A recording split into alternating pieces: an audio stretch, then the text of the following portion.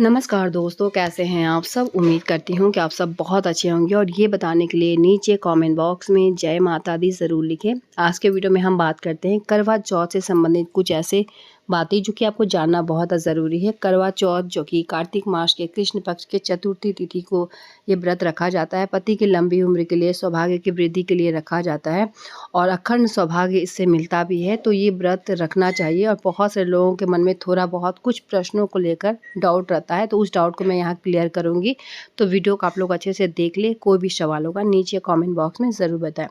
सबसे पहला सवाल की अगर बात किया जाए कि पहली बार अगर आप व्रत कर रही हैं तो व्रत करना चाहिए या फिर नहीं।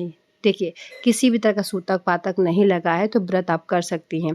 और सूतक पातक में भी 6 दिन या फिर 12 दिन का जो हो गया है उसके बाद आप ये व्रत ज़रूर करें, क्योंकि ये साल बहुत ही अच्छा है। कोई भी व्रत जो है आप बिल्कुल उठा सकती हैं, किसी भी तरह का कोई भी दिक्कत नहीं है। और व्रत जो अगर देखा जाए तो कभी कभी किसी भी चीज़ को लेकर वो व्रत में बाधा पहुंच जाता है और व्रत नहीं हो पाता है। तो जब आपको समय मिले व्रत आप उठा लें। तो करवा चौथ का आप व्रत उठा सकती हैं। मासिक धर्म में व्रत कैसे उठाएं, मासिक धर्म में आ गई हैं या फिर पहली बार व्रत कैसे उठाएं। तो देखिए, व्रत आपको उठा लेना है, व्रत का संकल्प आपको ले लेना है। व्रत किसी और से आपका जो है अपने पूजा पाठ करवा लें। पूजा का सामान जो है आपको नहीं छूना है, लेकिन व्रत अगर आपको मिल रहा है तो व्रत आप उठा सकती हैं। क्योंकि जाहिर सी बात है कि पीरियड्स तो हर महीना आता ही रहता है और ऐसे में कोई भी जो तीज त्योहार है वो छूट जाए, ऐसे में दिक्कत हो जाता है कि हम 1 साल का पूरा वेट करते हैं और हो सकता है कि अगले साल फिर कुछ हो जाए। तो इसीलिए जब आपको मिल रहा है व्रत का संकल्प लेकर व्रत आप स्टार्ट कर दें। और पूजा पाठ से संबंधित कोई भी चीज़ है वो किसी और से आपको करवा लेना है, वो आपको नहीं छूना है। और बहुत सारा ऐसा नियम है जो कि मैं आगे आपको बताऊंगी, तो आप लोग वीडियो को सिर्फ देखें और कोई भी सवाल होगा जैसे कि मैं बताती हूँ नीचे कमेंट बॉक्स में ज़रूर बताइएगा।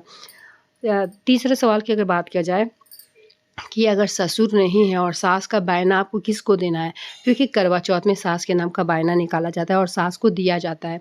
सुहाग से सारे सामान जो होता है, खाने पीने का सामान होता है, हर तरीके से सुहाग जो है बायना सास को दिया जाता है।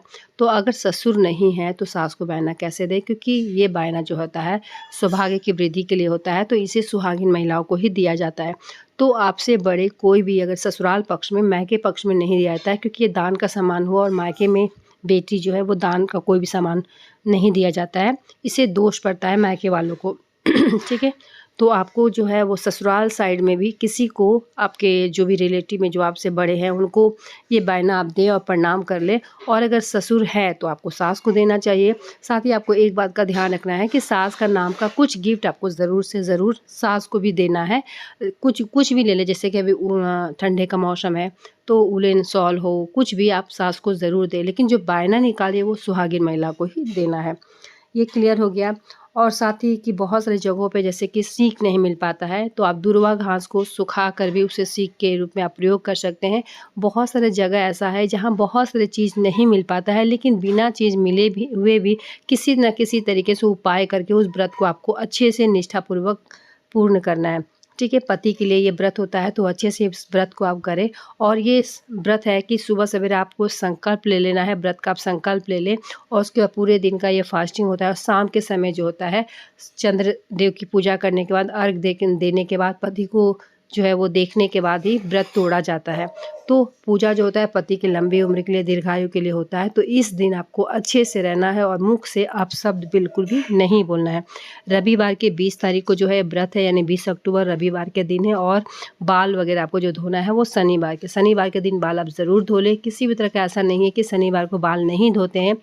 तीज त्योहार में ये सब चीज़ नहीं लिया जाता है। जिस दिन तीज त्योहार है और जब भी हम अखंड कोई भी व्रत रखते हैं पति के लिए, तो उस दिन जो है बाल नहीं धोया जाता है। इस बात को आप समझ लें। तो शनिवार के दिन बाल धोना है, शुद्ध सात्विक भोजन कर ले। और इस दिन जो होता है लहसुन प्याज आप ना खाएं, क्योंकि व्रत से पहले वाला दिन जो है हम लोग थोड़ा सा सात्विकता का ध्यान रखते हैं। और व्रत वाले दिन भी आप कोशिश करें कि शाम के जब आप अनाज खाती हैं तो जो है लहसुन प्याज से बना हुआ कोई भी चीज़ ना खाएं। और साथ ही अर्घ देने के बाद पति पूजन आपको ज़रूर करना चाहिए। पति को प्रणाम कर लें। और दूर पति हैं तो फ़ोन से बात कर लें, वीडियो कॉलिंग से बात कर लें और पति का आशीर्वाद आप ज़रूर से ज़रूर लें। इन सब बातों को आपको ध्यान रखना है। ठीक है। साथ ही एक बात और है कि करवा कैसे फेरें, और बहुत सारी जगहों में होता है कि करवा नहीं फेरा जाता है। तो आपका जो नियम है आपको वही करना है। अगर आपके यहाँ करवा नहीं फेरा जाता है, करवा ये होता है कि 2 जगह अगर एक साइड अपने लिए रखें तो दूसरा साइड जो होता है माता पार्वती का होता है, वो माता पार्वती वाला करवा जो होता है आपके साइड आ जाता है। अगर आप करवा नहीं फेरती और शुरू से जो है करवा आपके घर में कोई नहीं फेरा है, तो नया आपको नियम नहीं बनाना है, आप जैसा करती हैं वैसे ही करें। लेकिन अकेले भी करवा फेर सकती हैं। करवा कैसे फेरे, वैसे प्रैक्टिकल मैं आपको करके दिखाऊंगी तो ज़्यादा इजी हो जाएगा, लेकिन दोनों हाथ को क्रॉस में करना है और दोनों साइड यानी माता पार्वती का करवा और अपना करवा आपको रखना है और 7 बार जो है करवा को फेरा जाता है। तो माता पार्वती का करवा जो है वो आपके साइड में आ जाएगा और आपका जो करवा है वो जो है माता पार्वती के साइड चला जाएगा। और करवा के अंदर जो है मीठा भरा जाता है और ढक्कन के ऊपर दक्षिणा वगैरह आपको सब रख देना चाहिए।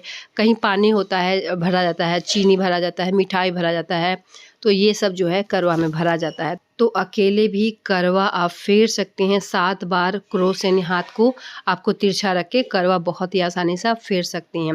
वैसे ग्रुप में जो लोग पूजा पाठ करते हैं तो ग्रुप में तो बहुत आसानी से करवा फेर लेते हैं, और अकेले आप नहीं कोई है तो आप जो है अगर पति है तो पति के साथ थोड़ा सा हेल्प ले सकती हैं और करवा बहुत ही आसानी से आप फेर सकते हैं। तो इन सब बातों का आप ध्यान रखें। साथ ही इस दिन अपनी सास को बिछुआ ज़रूर से ज़रूर दें। एक चीज़ जो है अपनी सास को ज़रूर देना चाहिए, बिछुआ और जैसे पीला वाला सिंदूर है, वो सिंदूर और बिछुआ ज़रूर दान दें। इससे सुहाग में वृद्धि होती है और पति का उम्र जो है, देने वाला का पति का उम्र जो है वो लंबा होता है। तो हर चीज़ के बारे में बता दी। फिर भी किसी भी तरह का डाउट सवाल होगा नीचे कमेंट बॉक्स में ज़रूर बताएं। मिलते हैं एक नए वीडियो के साथ, तब तक के लिए धन्यवाद।